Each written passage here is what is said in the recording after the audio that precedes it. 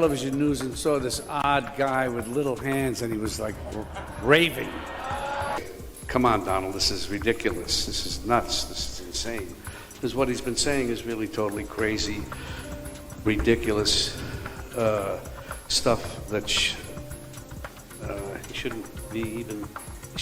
Yeah, nuts. Totally nuts. He's an idiot. Colin Powell said it best. He's a national disaster. He's an embarrassment to this country. It makes me so angry that this country has gotten to this point, that this fool, this bozo, has wound up where he has. He talks how he wants to punch people in the face. Well, I'd like to punch him in the face. He said that about somebody. He'd like to punch him in the face. And how dare he say that with a crowd? How dare he say the things he does?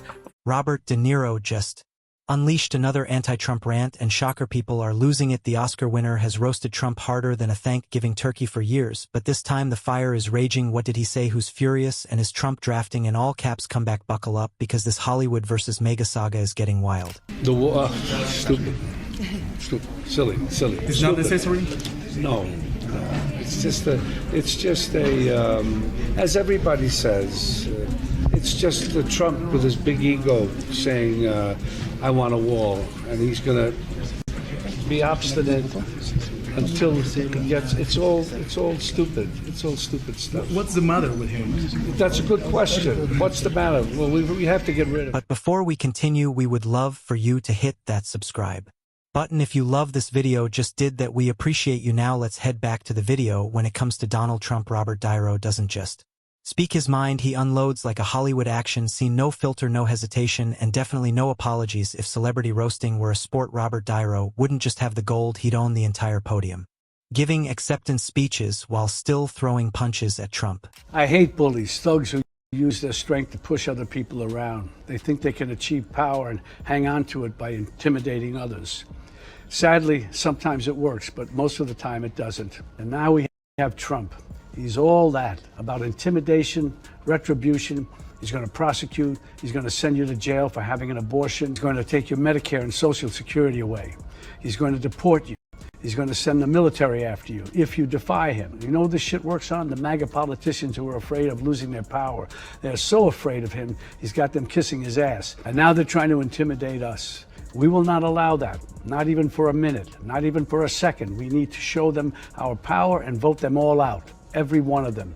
The way to take down a bully is to look him straight in the eye. The man's verb takedowns have been so relentless you'd think he had a side hustle as a stand-up comic with a personal Trump vendetta. Over the years, he's called him a mud a fool, and in a moment of pure cinematic glory, a total loser. Somewhere in Moreo, there's probably a dartboard with Dow's face on it, assuming Trump can figure out how darts work.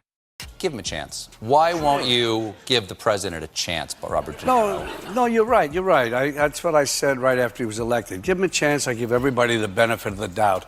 This guy has proven himself to be a total loser.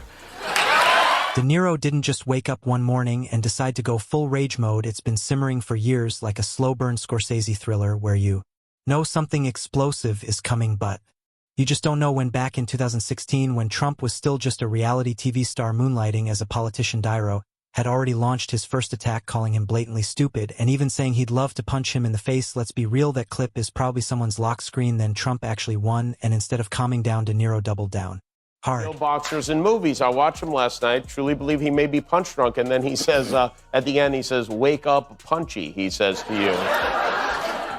And that's not the only time. And he moved over to Truth Social. Robert De Niro, whose acting talents have greatly diminished with his reputation now shot, must even use a teleprompter for his foul and disgusting language. So disrespectful to our country. Now, in all fairness to the former president, is that true? Do you have to use a teleprompter when speaking about President Trump? Or are you able to just kind of riff on your thoughts on him?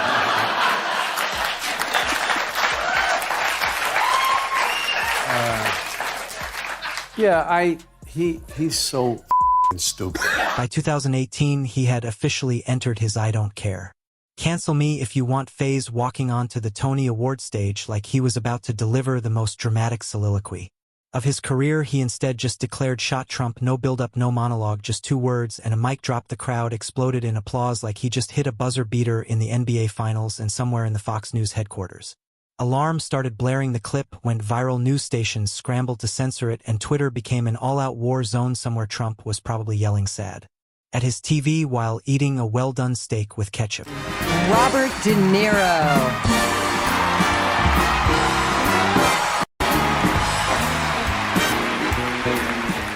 I'm going to say one thing. Niro wasn't done. The next few years saw him turning every talk show, award show, and public event into a Trump roast. He called him a wannabe gangster, which, coming from a guy who's played more mobsters than the FBI has files, is saying something. A clown and a dictator in training. His remarks were less political analysis and more what happens when you give an Oscar-winning actor a microphone and no filter. The world watched, half in shock, half in admiration, as he kept raising the stakes. Why do you think people respond to the gangster genre so much? What is it? Why is that a classic genre?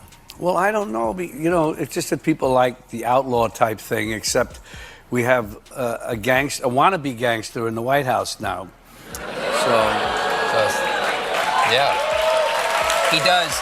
He tries to act like a tough guy. Yeah. He tries to act like a made man, yeah. Yeah, like a made guy, Exactly. You call in a certain, you'd say, disappointed Dunsky. And a Dunsky is the way of calling a Don, sort of a contracted way of a Don. Oh, really? And so a D and a DD, you'd call him. Disappointed Dunsky. Really? That's what he is. He's a... So what did Niro say this time? Well, during his latest public appearance, whether it was an interview, an award ceremony, or just him yelling from his balcony like a Shakespearean king, he delivered another fiery anti-Trump speech dressed in a perfectly tailored suit and radiating peak Niro intensity. He once again ripped into Trump like it was his personal duty. This wasn't just another Trump's bad moment, it was a full-on theatrical performance laced with the kind of energy you'd expect from a guy who spent 4 decades perfecting mob boss monologues. This time he called Trump the biggest threat to democracy since, well, Trump's last major scandal. He mocked his endless legal troubles, questioned his intelligence or apparent lack thereof, and probably made at least one jab about the way Trump drinks water with both hands like it's a precious family heirloom. The audience was hanging on to every word. Flashbulbs went off, journalists scribbled furiously, and somewhere a Fox News producer was already typing up a segment called Hollywood Elite Strikes Again. I don't mean to scare you. No, wait, maybe I do mean to scare you. If Trump returns to the White House, you can kiss these freedoms goodbye that we all take for granted. And elections, forget about it. That's over. That's done. If he gets in, I can tell you right now, he will never leave. He will never leave. You know that. He will never leave. What does that mean? Is that the country we want to live in? Do we want him running this country and saying, I'm not leaving, I'm dictator for life? Then came the aftermath. Social media exploded, with mega fans calling for Niro to be canceled, deported, or if they had their way, locked up for disrespecting the office of the presidency, which last time we checked isn't an actual crime, but hey, give it time. Some Trump supporters even theorized that Niro was just salty because Trump never landed a role in a Scorsese film. Meanwhile, liberals treated him like a national treasure, probably photoshopping his face onto Mount Rushmore before the night was over. At this point, Niro versus Trump is less of a feud and more of a long-running HBO drama with no final season in sight. And if history has taught us anything, it's that we're just one more award show or a late-night interview away from the next episode. Protester Robert De Niro yesterday is a fool. He's a broken-down fool standing out there. He got maggot. He got maggot yesterday. He got a big dose of it. Donald Trump popping off on the Biden campaign's De Niro stunt, which bombed harder than Robert's last 5 movies.